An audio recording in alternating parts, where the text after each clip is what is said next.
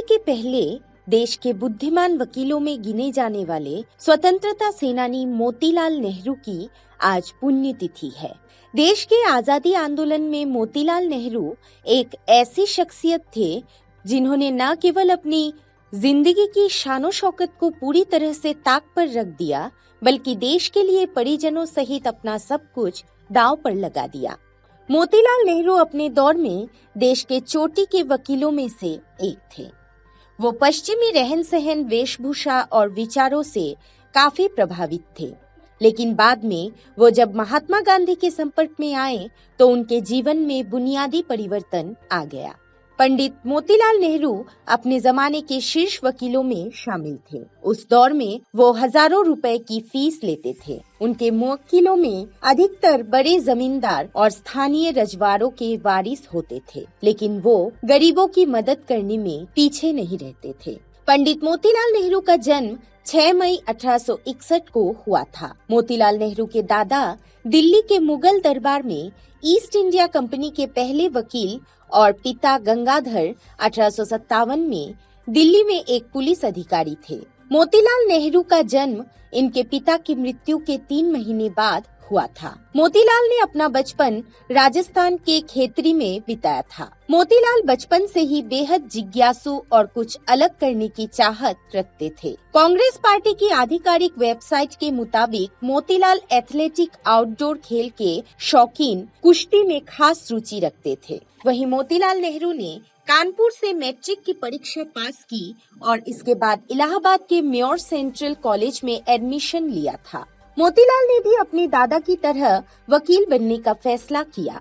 1883 में वकील की परीक्षा में सफल उम्मीदवारों की लिस्ट में मोतीलाल टॉपर थे।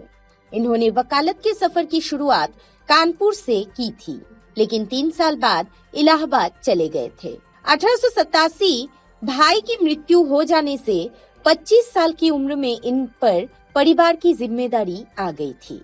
मोतीलाल नेहरू के घर 1889 में बेटे के रूप में जवाहरलाल नेहरू का जन्म हुआ था। 2 बेटियां स्वरूप और कृष्णा भी हुई थी। मोतीलाल ने सन 1900 में इलाहाबाद में एक घर खरीदा था, जो आज आनंद भवन के नाम से जाना जाता है। वहीं निजी जीवन के बाद मोतीलाल नेहरू के राजनीतिक जीवन पर नजर डाले तो शुरुआती दौर में राजनीति में झुकाव कम दिखता है। हालांकि बढ़ते वक्त के साथ राजनीति में वे सक्रिय हुए। मोतीलाल 1888 में इलाहाबाद कांग्रेस के 1400 प्रतिनिधियों की सूची में शामिल हुए।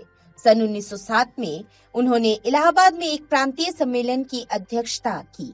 सन 1909 में उन्हें संयुक्त प्रांत परिषद सदस्य के रूप में चुना गया। उन्होंने किंग जॉर्ज पंचम और क्वीन मैरी की यात्रा में 1911 में दिल्ली दरबार में भाग लिया था। प्रमुख स्वतंत्रता संग्राम सेनानी मोतीलाल ने 5 फरवरी सन 1919 को एक दैनिक पेपर इंडिपेंडेंट लॉन्च किया था। इनकी राजनीतिक सक्रियता तेजी से बढ़ती गई। ये 2 बार कांग्रेस अध्यक्ष चुने गए। इन्होंने स्वराज पार्टी की स्थापना की व केंद्रीय विधानसभा में विपक्ष के नेता रहे। इसके साथ ही इन्होंने भारत के लिए एक संविधान का प्रारूप तैयार किया। 6 फरवरी 1931 को दुनिया को अलविदा कहने वाले पंडित मोतीलाल नेहरू की आज 5वीं पीढ़ी राजनीति में सक्रिय है। मोतीलाल नेहरू के बेटे जवाहरलाल नेहरू भारत के पहले प्रधानमंत्री बने थे। जवाहरलाल नेहरू ने 1926 से 1928 तक अखिल भारतीय कांग्रेस समिति के महासचिव के रूप में सेवा की। इनकी बेटी इंदिरा भी राजनीति में ही गई। मोतीलाल नेहरू की तीसरी पीढ़ी के रूप में इंदिरा गांधी ने कमान संभाली थी। इंदिरा गांधी जनवरी 1967 में भारत की पहली महिला प्रधानमंत्री बनी थी।